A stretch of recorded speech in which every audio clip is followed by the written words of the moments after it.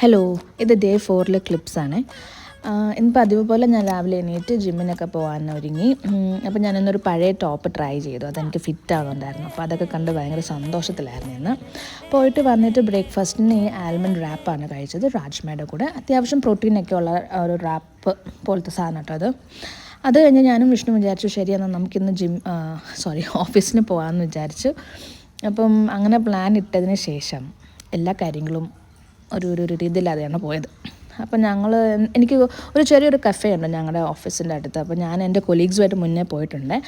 അപ്പം അവിടെ പോകണം എന്ന് എനിക്ക് ആഗ്രഹം ഉണ്ടായിരുന്നു. വിഷ്ണുവിനെ കൊണ്ടുപോകണം എന്ന് ആഗ്രഹം ഉണ്ടായിരുന്നു. അപ്പോൾ അവിടെ പോയാണ് ലഞ്ച് കഴിച്ചത്. ഞാൻ പനീർ പരാട്ടയാണ് കഴിച്ചത്, വിഷ്ണു വേറെ എന്തോ ആണ് കഴിച്ചത്.